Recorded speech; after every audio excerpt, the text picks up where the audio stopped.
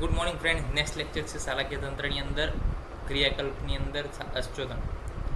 Definition કીધી છે ઉન્મિલિતેનાક્ષી મધ્ય એટલે કે ખુલ્લી આંખમાં ઉન્મિલિત એટલે ખુલ્લી આંખની અંદર અક્ષી આંખની અંદર મધ્ય એટલે કે વચ્ચોવચ બિંદુ બી દ્વયંગુલાહિતમ બે અંગુલ બિંદુ જે છે પાડવાના છે. ઓકે, એને અશ્ચોતન કહેવાય. આપણે જે આઈ ડ્રોપ્સ અત્યારે નાખતા હોય બધા કે જે બે અંગુલ ઊંચાઈથી નાખતા એ અશ્ચોતન છે. સિમ્પલ આઈ ડ્રોપ જે વાપરીએ છીએ. Instillation of the drop of medicine to the open eye from the height of the 2 અંગુલ ઇટ્સ કોલ અશ્ચોતન. અશ્ચોતનના દ્રવ્ય શું, એની અંદર કયા કયા દ્રવ્યો આવે તેની અંદર જો જેવું આપણે અહીંયા અત્યારે શું છે, એક નોર્મલ સલાઈન હોય અને અંદર એક બેઝ હોય અને એક જે છે મેડિસિનલ વેલ્યુ હોય, એ નોર્મલ આઈ ડ્રોપ થઈ ગયા. તેવી રીતે આપણા આયુર્વેદની અંદર અલગ અલગ જે છે બેઝ કન્ટેન્ટ હોય એના આધારે મેડિસિનલ અંદર મેડિસિનલ કન્ટેન્ટ પણ અલગ અલગ હોય. તો બેઝ કન્ટેન્ટ તરીકે એક વાત પણ હોય, શીર પણ હોય, દ્રવ પણ હોય, સ્નેહ પણ હોય, તો અલગ અલગ હોય. જેવું મોડર્નની અંદર શું છે, નોર્મલ સલાઈન છે, ડિસ્ટિલ વોટર છે, આ બધું વપરાય છે બેઝમાં. તો એવું આપણા અંદર ક્વાથ છે, સીડ છે, દ્રવ છે, સ્નેહ છે, અલગ અલગ વસ્તુ વપરાય છે. જીવાત, દોષો એવા દ્રવ્ય. બીજી વાત કરીએ મહત્વની, કે આનું મહત્વ શું. સર્વેશાક્ષી રોગાણામ આશ્ચોતન હિતમ. બધા જ રોગોમાં ફર્સ્ટ લાઇન ટ્રીટમેન્ટ શું છે, આઈ ડિઝીઝમાં આશ્ચોતન છે. આપણે જઈએ ઓપ્થેલ્મોલોજીના ત્યાં જઈએ તો એ નક્કી છે કે ભાઈ એક આઈ ડ્રોપ્સ તો આપશે જ. એના જેવું છે કે બધા જ અક્ષી રોગોની અંદર આશ્ચોતન શું છે, હિતકારી છે. કારણ કે એ શું કરે છે, રૂક, તોદ, કંડુ, ઘર્ષ, અશ્રુ, દાહ, રાગ, નિર્ભરણ એટલે કે આ બધું શું કરે, દૂર કરે છે. રૂક એટલે તોદ એટલે પેઇન, કંડુ એટલે ઇચિંગ, ઘર્ષ એટલે ફોરેન બોડીનું જે સેન્સેશન થતું હોય, પછી અશ્રુ એટલે કે લેક્રાઇમેશન થતું હોય, સ્ત્રાવ થતો હોય આંખમાંથી, દાહ એટલે કે બળતરા થતી હોય આંખમાં, રાગ એટલે કે રેડનેસ થઈ હોય, આંખની લાલાશ થઈ હોય. તો બધી જ કન્ડિશનની અંદર શું છે, એ બધી કન્ડિશનનો શું કરે છે, નાશ કરે છે, શમન કરે છે. પરંતુ આ ક્યારે કરવાનું ને ક્યારે નહીં કરવાનું, તો when those are not severely present in early stage of the disease, કે જ્યારે દોષો બહુ બધા ના હોય, ઓછા પ્રમાણમાં હોય, ત્યારે આઈ ડ્રોપથી શું છે, મટી જાય આશ્ચોતનથી. It should be done on 4th day of the disease manifestation after આમ લક્ષણ આર સેટલ ડાઉન. એટલે કે કોઈ પણ ડિઝીઝ થયો તો એના 4 દિવસ પછી, કે જ્યારે એના આમ લક્ષણ શું થાય, સેટલ ડાઉન થાય, પછી જ આપણે આશ્ચોતન શરૂ કરવું જોઈએ. એ પહેલાં શું છે, એ પહેલાં મેડિસિનલ વેલ્યુ જે છે, ઓરલી જે જશે કે જે શું કરે, દોષોનું આમનું પાચન કરે. ટાઈપ શું છે એના, સ્નેહન, લેખન અને રોપણ. સ્નેહન, લેખન અને રોપણ. એમાં લેખનની અંદર 7 થી 8 ડ્રોપ છે, રોપણની અંદર 12 ડ્રોપ છે, સ્નેહનની અંદર મે બી 10 ડ્રોપ જે છે કદાચ છે, મને ખ્યાલ છે ત્યાંથી. Nature of medicine on the basis of the દોષ દૃષ્ટિ. આ જોઈ લેજો ખાલી, ડ્રોપ્સ વાળું ડોઝ જોઈ લેજો ખાલી સ્નેહનમાં. હવે nature of the medicine on the basis of દોષ દૃષ્ટિ. દોષના આધારે કઈ મેડિસિન વાપરશું, તો ઉષ્ણ મેડિસિન વાપરશું જો વાત હશે તો. કેમ તો કે વાતનો ગુણ છે શીત, તો એનાથી ઉલટી વાપરશું તો વાતનું શું થશે, સમન. ઉષ્ણ વાપરીશું ઇન ધ કફ, તો એ પણ શું થયું, ઉલટું થયું. શીત વાપરશું રક્ત અને પિત્તમાં, ગયા રક્ત અને પિત્ત કેવા છે, ઉષ્ણ, તો આપણે શું આવડે, ઉલટું, શીત અને પિત્ત. શીત વાપરવું પડે, તો એ શીતથી શું થાય, પિત્તનું સમન થાય, રક્તનું સમન થાય. તો એ રીતના વિરુદ્ધ પ્રોપર્ટી ધરાવતી મેડિસિન આપણે વાપરીએ તો શું થાય, દોષોનું સમન થાય. સારંગધરે અલગ કીધું કે વાત દોષ હોય તો એમને ટેસ્ટ આધારે કીધું કે તિક્ત રસ અને સ્નિગ્ધ વાપરવાનું. પિત્ત દોષ હોય તો મધુર રસ અને શીત વાપરવાનું. કફ દોષ હોય તો તિક્ત રસ અને ઉષ્ણ અને વૃક્ષ વાપરવાનું. તો સારંગધરે ટેસ્ટ પ્રમાણે કીધું, જ્યારે દોષ દૃષ્ટિ અષ્ટાંગ હૃદયમાં જે છે એના ગુણ પ્રમાણે, હોટ અને કોલ્ડ પ્રમાણે કીધું.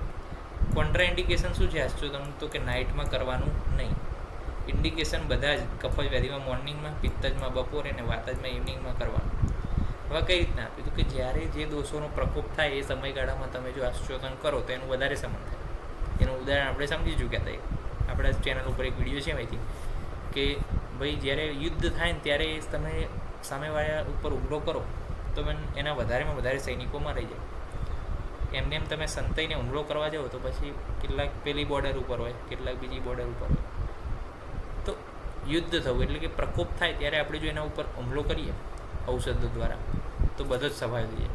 તો એ જ રીતના કફનો પ્રકોપ સવારે હોય ને આપણે કફનો પ્રકોપમાં સવારે જ આશ્ચોતન કરીએ તો બધા જ કફનો દોષ શું થાય, નાશ થાય. પિત્તનો પ્રકોપ બપોરે હોય, બપોરે તમે આશ્ચોતન કરો તો શું થાય, પિત્તનો નાશ થાય.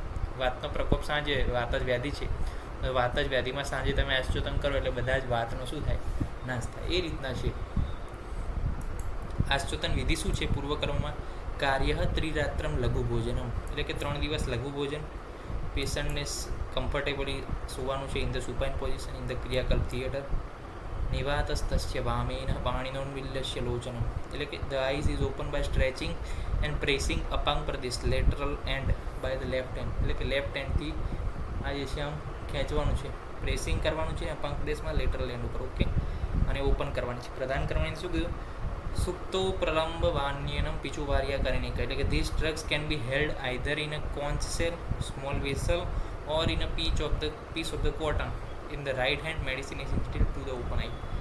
રાઇટ હેન્ડમાં મેડિસિન પકડવાનું, લેફ્ટ હેન્ડમાં આંખને જે છે ઓપન કરવાની છે. તો એની અંદર કોન્ચ સેલ એટલે કે શંખ જેવું આવે છે, એના અંદર સ્મોલ વેસલ્સ અથવા પીસ ઓફ ધ કોટન, એની અંદર તમે મેડિસિન લઈ શકો છો. 2 અંગુળની હાઇટ ઉપરથી પછી મેડિસિન ઇન્સ્ટિલ કરવાની છે. પશ્ચાત કરવામાં શું કરશો? તો medicine remaining in the eye should be copied out or removed out with the piece of the cotton or soft cloth immediately within 1 or 2 minute. એટલે 1 થી 2 મિનિટ રાખવાનું. પછી શું છે, તરત જ એને આપણે કોટન ક્લોથથી એને સુકાવી દેવાનું. બધી મેડિસિન જે અંદર રહી હોય એ બધી સૂકવી નાખવાની છે, જેટલી રહી એટલી, અને રિમૂવ કરવાની છે. The mild fomentations with the warm disease is beneficial in kapha virus. એટલે જો કફ વાત પ્રકોપ હોય તો આપણે થોડું ફર્મેન્ટેશન એટલે કે ધૂમપાન પણ આપીએ તો સારું રહેશે.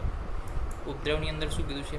તો કે તતનાતિ અર્થમ અતિ ઉષ્ણમ શીતમ પ્રભુતમ મૌનમ પરિશ્રાવિતમ વાયુજેત, એટલે કે અતિ તીક્ષ્ણ ઉષ્ણ તમે આશ્ચોદન આપો તો આ બધા દાહ પાક રાગ દ્રષ્ટિ દૌર્બલ્ય આપું છું. અતિ શીત તમે આશ્ચોદન આપો તો સ્તંભ જોવા મળે, એટલે કે સ્ટીફનેસ આંખમાં જોવા મળે, પેઇન જોવા મળે. અને વધારે માત્રામાં આપો તો કસાય વર્તમતા પ્લસ પૂરણ, ઉન્મિલન, પ્રવાદ સાંસહત્વ અને ઘર્ષણ, આ બધા જે છે તમને જોવા મળે છે જ્યારે અતિ માત્રામાં તમે આપો છો આશ્ચોદન ત્યારે. પછી તેનો ધારણકાળ કેટલી ટાઈમ સુધી રાખવાનો? તો કે આશ્ચોદન જે છે 100 વાક માત્રા સુધી રાખવાનું. જો લેખન હોય તો 100 માત્રા સુધી, એટલે કે 7 થી 8 ડ્રોપ. સ્નેહનમાં 200 માત્રા 10 ડ્રોપ. રોપણમાં 300 માત્રા સુધી 12 ડ્રોપ રાખવાના છે. યોગ્ય અયોગ્ય લક્ષણ એઝ પૂટપક છે. સમ્યક યોગ લક્ષણની અંદર પ્રસન્ન વર્ણમ વિષદમ વાતાતપમ સંલગ્ન, એટલે કે પ્રસન્ન વર્ણ, એનો વર્ણ કેવો થાય? પ્રસન્ન થાય આશ્ચોદન પછી. વિષદ એટલે કે એની વિઝન જે છે ક્લિયર થાય. વાત આતપમ સહ લઘુ, આ બધું સહન કરી શકે. સુખ સ્વપ્ન એટલે કે નિદ્રા સરખી આવે. બોધ અક્ષી એટલે કે એને પ્રોપર જે છે જોઈ શકે. પ્લસ પુટપાકમ ગુણાન્વિતમ, પુટપાકના પણ આ જ ગુણો સમ્યકયુગના છે. અતિયોગમાં શું થાય? રૂજા થાય, સોફ એટલે કે સ્વેલિંગ થાય, પીડકા થાય અને તિમિર રોગ પણ થવાની સંભાવના છે. અયોગની અંદર શું કીધું છે? અયોગની અંદર પાક થઈ શકે, અશ્રુ થઈ શકે, હર્ષણ થઈ શકે અને દોષોનો વધારે પડતો પ્રકોપ બીજી વાર થઈ શકે, રિકરન્સ થઈ શકે છે. ડ્રગ કઈ? તો વાતમાં એરણમૂળ, જયંતિ, પ્રવૃત્તિ, મધુશીગ્રુ, બિલવાદી પંચમૂળ, એને બોઇલ કરવાની છે with the hot I drop. બધી વાત જ સામક છે. પિત્તજમાં એ જ રીતે પિત્ત સામક, કફજમાં કફ સામક ડ્રગ લીધી છે. આમાં કોલ્ડ આઈ ડ્રોપ આપણે જોજો, આમાં વામ, આમાં હોટ, એ પણ યાદ રાખજો. સુશ્રુત પ્રમાણે અભિષ્યંત હોય તો ત્રિફલા, વાતપિત્ત રક્ત હોય ડિઝીઝના તો સ્ત્રીતન્ય, પેઇનફુલ હોય તો મિલ્ક અને ઘી. અલગ અલગ આપ્યા છે બધા આચાર્ય. આટલું બધું આપણે યાદ રાખવું હાલ જરૂરી એટલું બધું નથી પીજી લેવલમાં. તો આ થઈ ગયું આશ્ચોદન સંપૂર્ણપણે A to Z વિગતો, ડેફિનેશનથી લઈ, ડોઝથી લઈ, કેટલી વાક માત્રા સુધી રાખવાનો. એ પણ જે ડોઝ આપણે હમણાં અહીંયા નથી લખ્યો, એ પાછળ લખેલો છે, અહીંયા નથી લખ્યો, એ પાછળ લખેલો છે કે ભાઈ લેખનમાં કેટલું, તો કે 100, 7 થી 8, સ્નેહનમાં 10 જે આપણે કીધું હતું, અને રોપણમાં 12 આ માત્રા છે. તો નેક્સ્ટ લેક્ચરની અંદર મળીશું પરિશેક અને પુટપાક અને અંજન, ત્રણની વિગત સાથે લઈને. ત્યાં સુધી રજા આપશું. જય હિન્દ, જય ભારત, જય આયુર્વેદ, જય ધન્વંતરી.